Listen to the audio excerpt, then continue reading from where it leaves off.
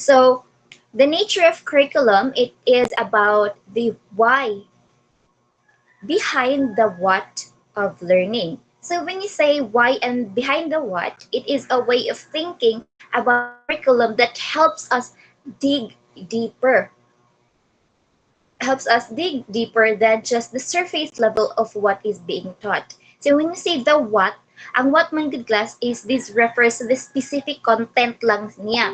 Content lang sa curriculum, yung skills, and knowledge that a curriculum includes. Well, when you say why, the nature of curriculum, this is the underlying purpose kung sa'y tumong sa curriculum, iyang rationale or philosophy that guides the selection and organization of the what or iyang content.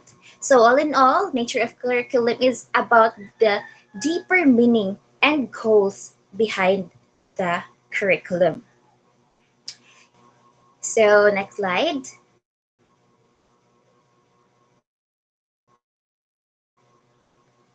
Now, let's dig deeper about the whys of curriculum from the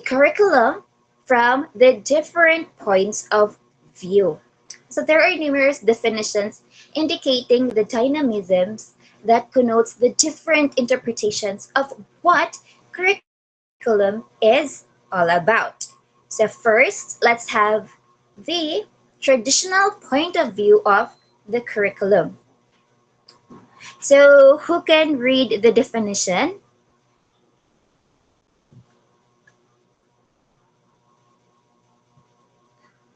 Yes, Miss Mundo. A body of subject prepared by teachers for the students to learn, or the course of study. Yes, thank you so much. So in the point of view of the traditional curriculum, a curriculum is a body of subject prepared by teachers for the students to learn. So in the early years of 20th century, the traditional concepts held of the curriculum is that it is a body of subjects as what is given in the screen, or subject matter prepared by the teachers for the students to learn. It was synonymous to the word course of study or the syllabus. So as you'll know that the syllabus, it is a plan or um, it was prepared by the teachers para kung hain ato sila mag-base kung unsay tunan or unsay tulo nila sa students or sa learners. Next slide, please. So, for Robert M. Hutchins, he views that curriculum as a permanent studies where the rule of grammar, reading, rhetoric, and logic and mathematics for basic education are emphasized. So he said that basic education should emphasize the three R's. So when you say the three R's is typically referred to reading, writing, and arithmetic, which were considered the foundational skills of traditional education. And additionally, college education should be grounded on liberal education. So when you say liberal education, it goes beyond simply acquiring knowledge in specific subject. It aims to cultivate individuals who are equipped to navigate complex challenges, engage thoughtfully with diverse perspectives, and contribute meaningfully to society. Next slide, please. Now from Arthur Pestor. So you can read what is on the screen. Yes, Miss Ortega. Arthur Bistor.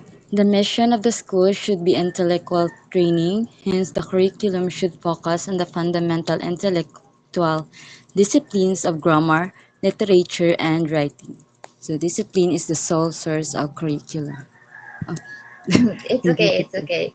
sorry.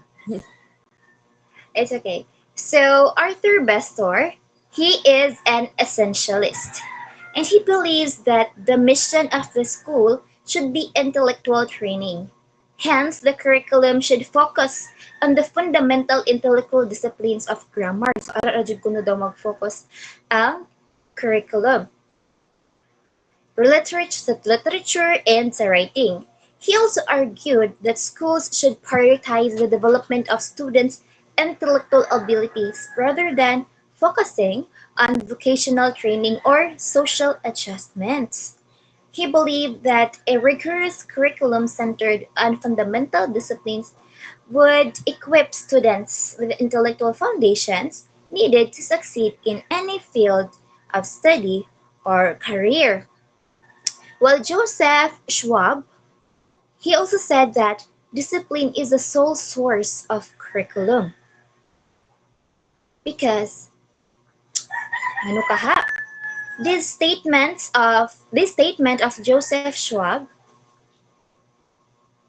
reflects his belief that the curriculum kuno should be structured around distinct fields of knowledge or disciplines such as history, sa literature, sa mathematics, and sa science. Mao, sa atong education system, the curriculum is divided into chunks of knowledge we call subject areas in basic education like sa mathematics, sa English, PE, and etc. Next slide, please. So all in all, in traditional point of view of curriculum should consist only of knowledge which comes from the disciplines, which is the sole source. Thus, curriculum can be viewed as a field of study, where it is made up of its foundations, the domains of knowledge, as well as its research theories and principles. So most of the traditional ideas view curriculum as a written document and a plan of action in accomplishing the goals.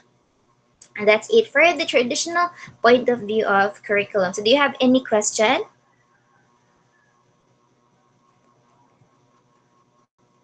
No. Do you have any question, everyone?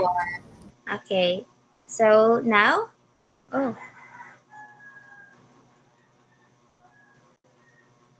So now, let's move on to the second point of view of the curriculum, the progressive.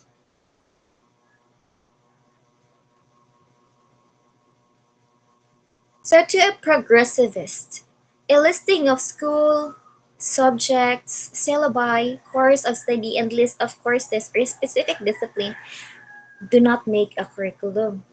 Wala ko na nagahimo sa curriculum daw. Matawag ra ko ni siya og curriculum if the written materials are actualized by the learner. So, broadly speaking, curriculum is defined as the total learning experiences of the individual, according to the progressivist. Next slide, please. So, according to Caswell and Campbell, the curriculum is the all experiences children have under the guidance of the teachers. So they saw the curriculum as the encompassing not just formal instructions like the plans, but also all the interactions and experiences nga nag-shape sa child's learning within the school's environment.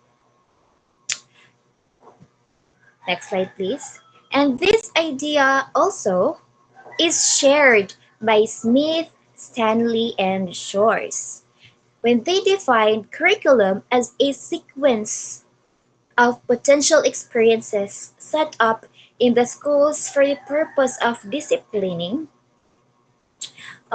children and youth in group ways of thinking and acting. So this emphasizing the role of schools in shaping individuals to fit into the society. So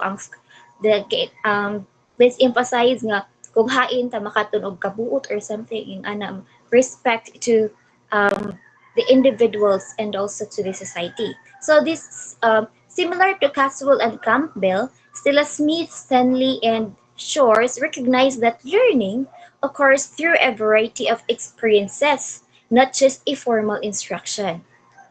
However, they emphasize that these experiences are carefully designed and sequenced to achieve specific educational goals. Next slide. And for the last part, from Marsh and Willis. According to Marsh and Willis, they viewed curriculum as all the experiences in the classroom, which are planned and enacted by the teacher and also learned by the students. So this emphasizes the active role of the teacher in shaping the learning environment. And that is all about the traditional and the progressive point of view of the curriculum. For the next slide. Thank you for that, Teacher Coney. So now let's tackle about the point of view on curriculum development. So what is curriculum development? May I ask someone to read? Yes, Miss Katrina. Curriculum development is a dynamic process involving systematic changes for improvement. So curriculum development is like a living thing, always changing and getting better. It's not something you just set and forget. It needs to be updated and to keep up with how students learn. So curriculum development, it makes sure that what we teach is relevant and useful for students. Next slide. So now let's tackle first about the Ralph Tyler's model. So there are four basic principles. But first, let us know who is Ralph Tyler. So Ralph Tyler, he wrote his idea in the book of Basic Principles of Curriculum and Introduction for his students to give them an idea about the principles for making the curriculum. So it is also one of the first model and was still highly simple model consisting of four steps. So take note, it is also known as Tyler's rational model. It emphasizes the planning stage and the importance of planning in creating a certain curriculum.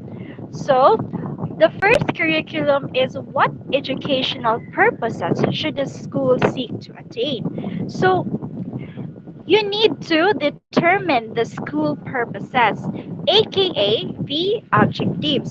So unsa ang want sa school para sa iyahang graduates? What kind of graduate does the school desire for his students? And into our own context, we call this institutional outcome. So mo na siya sa CTU, mo na siya ang katong outcome.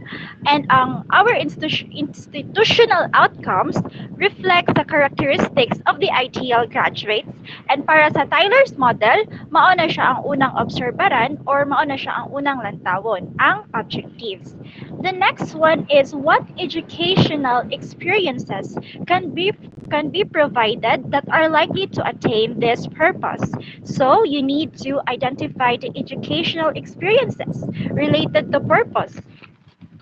If one of the purpose of the school is to produce a research-oriented students, then the second principle is what the school or what activities should the school do so that it could ensure that the students would develop or would become a research-oriented students. So diri di mo makita ang mga activities nga dapat ibuhaton sa school para ang estudyante mahimong usa ka research-oriented.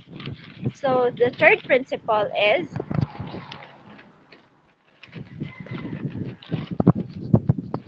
next slide.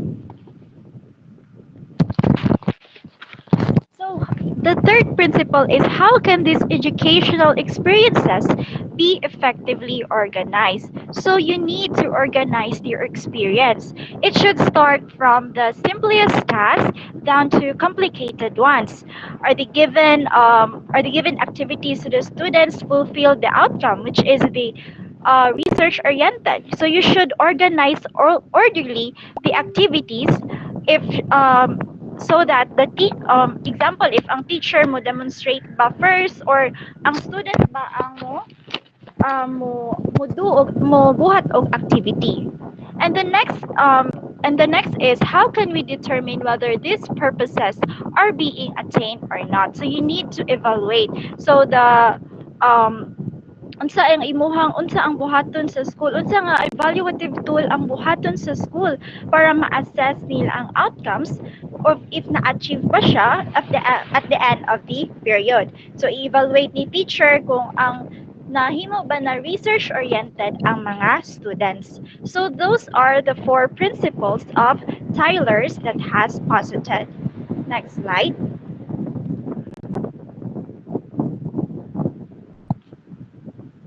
So in summary, Tyler's model showed that in curriculum development, the following considerations should be made. Maoto siya ganiha, yan kinahanglang makabalo ka unsay purpose sa school, sa educational experiences nga dapat related sa siya sa purpose. O unsa ang organization of the experiences, evaluate if na-attain ba ang inyuhang goal or inyong outcomes. Next slide. So the next is Hilda Taba. So Hilda Taba is the developer of the Taba's model of learning. So this model is used to enhance the thinking skills of students. So the main approach of this curriculum development is the teacher must involve in the development of the curriculum. So sa inyong feeling, nganong kinahanglan man na kanang ang teacher mo appeal jud sa pag-develop sa curriculum? Any hand? Yes, Miss Carlos. For me, Miss, it is important that teachers should also consider and be part of creating curriculum. It is because they already have the experience, they already have the idea, and through these ideas and experiences, they can create alternative ways on how to improve something, especially on the learning styles of every student. Yes, kahit sila naman ang nakauban sa mga estudyante sulod sa classroom, no, naman ang nakamingle, sila naman ang nakaila sa ilahang estudyante. So thank you for that, Miss Carlos. So there are 7 steps in Taba model. Next slide. So the first is diagnosis of learners' needs and expectation of the larger society. So this Taba believed that teachers were aware of the students' needs so that they should be the main creators of the curriculum. So first na buhatan sa teachers is hibalaan jud nila or dapat kabalo sila unsa ang mga weaknesses and strengths sa mga estudyante, ang ilang learning potential o learning styles, so that it would be easier for you to craft the lesson. And sunod ana is pwede na ka mo proceed sa formulation of learning objectives.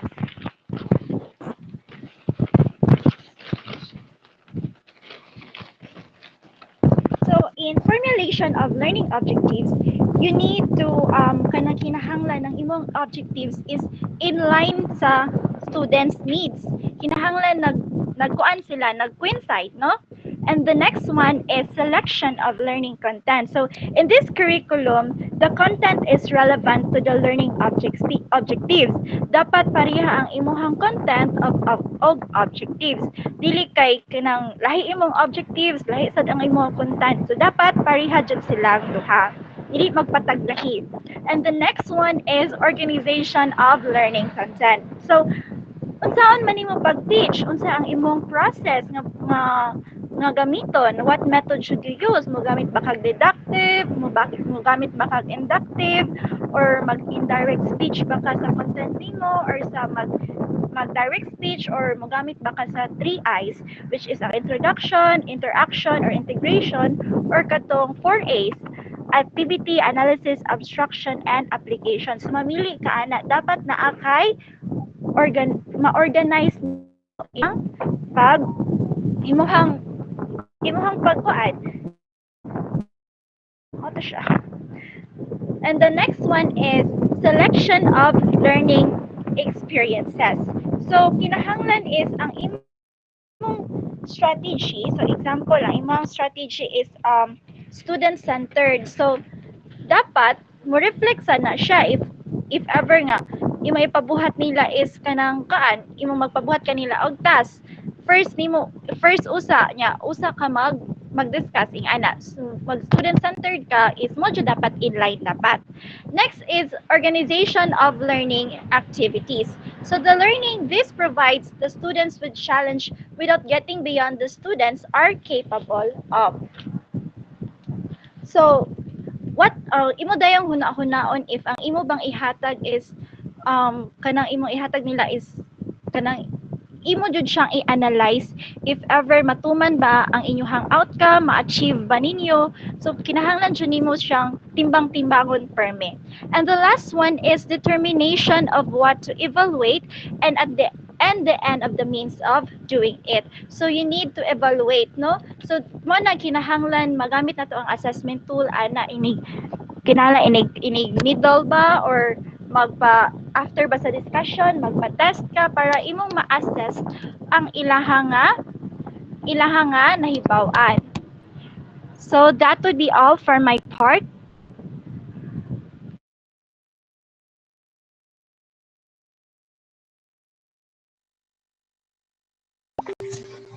Okay, thank you for that, Miss Dimple.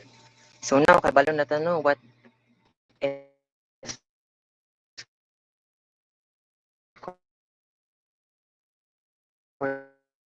progressive and the curriculum development. So now, let's tackle the types, purposes, and the foundations of a curriculum. So, next slide, please.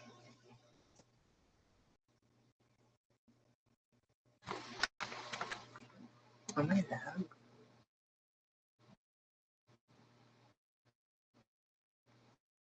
Okay, now we will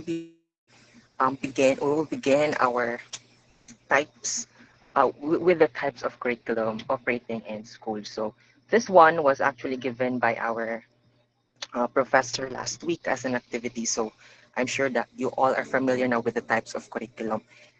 Okay, so the first type of curriculum is the recommended curriculum. Next slide.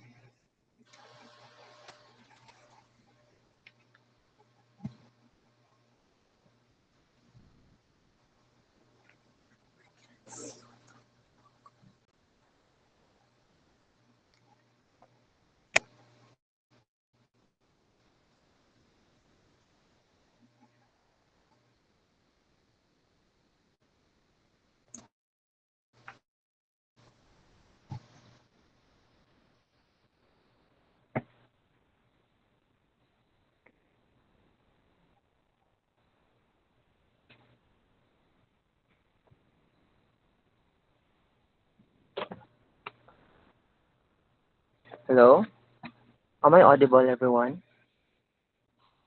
Yes. Okay. Well, the first one, the recommended curriculum. So may I ask someone, no, their understanding, what do we mean? Oh yes, we have here Miss Tiara. Saan basahon? Like, read and explain, Miss.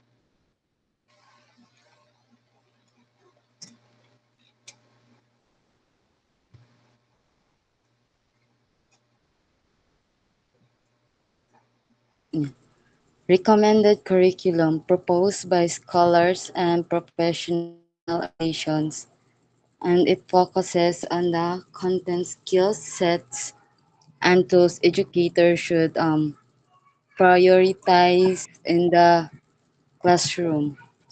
And i-explain Yes, Miss. Kaya mga subject. for me, ako ang nasabtan sa recommended curriculum, it is for digital like sa digital literacy that should be comprehensive, engaging and relevant to the like sa mga needs sa mga learners or students, and it should be kanang um aligned bitaw sa educational standards, and also like other best practices. That's Ayun, sa Miss, no, I agree. Alignment of educational standards. So recommended curriculums are created, no, by different um, legislators. It could be professional researchers and experts. So kanang bitang curriculum nga ginapropose from different government organizations such as, let's say, Department of Education or CHED. We also have there the DOST. Diba? So currently, like sa Department of Education, what is the like implemented curriculum like today? The name of the curriculum that they are implementing. Do you have any idea? Yes, Miss R. Oh, Mr. Matatag Daha? curriculum. Yes, that is Matatag curriculum. So this type of curriculum is standardized, no? So this is applied nationwide or like all public schools that are under Department of Education. Okay. So the next type of curriculum is the written curriculum. Okay, who wants to share? Okay, Miss Christine. Written curriculum. It is what's formally put down in writing and documented for teaching. These materials come from the larger school district or the school itself. Ako nasabtan ani sir kay like kanang uh, like unsay kanang na-document gani like lesson plans or mga textbooks or other kanang written materials that provides kanang detailed or kanang outline kanang kung unsa ang itudlo. Yes, that's correct, no? So these are documents that are put down in writing for teaching, like what Miss Christine said. Lesson plan is an example. It could also be the syllabi, no, the case studies, no, nga na ay planned activities and different objectives that are based sa recommended curriculum. All right, that's what we call written curriculum. Now, the next type is the taught curriculum. The third one. Okay, so we have here Miss Shane. What? Okay, so thought curriculum, what teachers implement or deliver in the classroom and schools. It includes experiments, demonstrations, and other types of engagement through group work and hands-on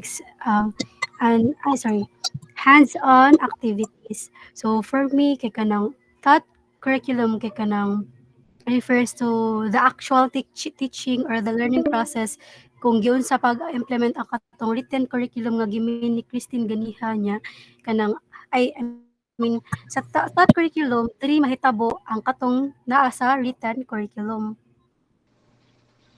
Yes, no, that is correct. So it is the actual teaching, like diri mo showcase ang delivery, different strategies sa teacher, and also like comparing it to the recommended and written taught curriculum is less standardized, di ba? It's because whatever it is that you make, especially sa section A, the strategy, the methods you make, it may differ from section B because of course it is understandable naman nga every students have different needs, di ba, and interest. So, sa ang pag-implement no or pag-deliver written curriculum, it could be in your lesson plan or sa base sa syllabus or sa syllabi. Now, the fourth type of curriculum is the supported curriculum.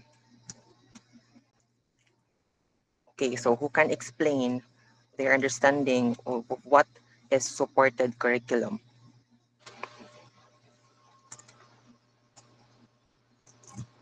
Okay, so I'll just call names, no?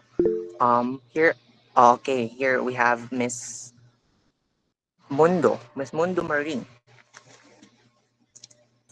So, supported curriculum are the available resources such as resources include both human, the teachers, as well as physical resources. So, ang supported curriculum is kanang muna siya mga available or additional resources nga magamit through learning, just like textbooks, field trips, kanang mga software technologies nga ma-use to have kanang classes. Okay, that's correct. No, so supported from the name, it pertains support. So, mo ni siya if we're making a written curriculum like a lesson plan, no, asa mo ta mo og content, no, di ba? Besides the objectives, no, how can we measure our objectives or aims if we don't have content? So, mo na siya, we can utilize resources such as textbooks, of course, available like ebooks sa computer or sa internet. And with our taught curriculum pod, with the actual delivery, a support curriculum we could utilize the audiovisual materials kana sila, no? So support curriculum, support to siya. Mao ginayahang main objective, no? So it helps the implementation of the written and the taught curriculum or taught. So the next type of curriculum is,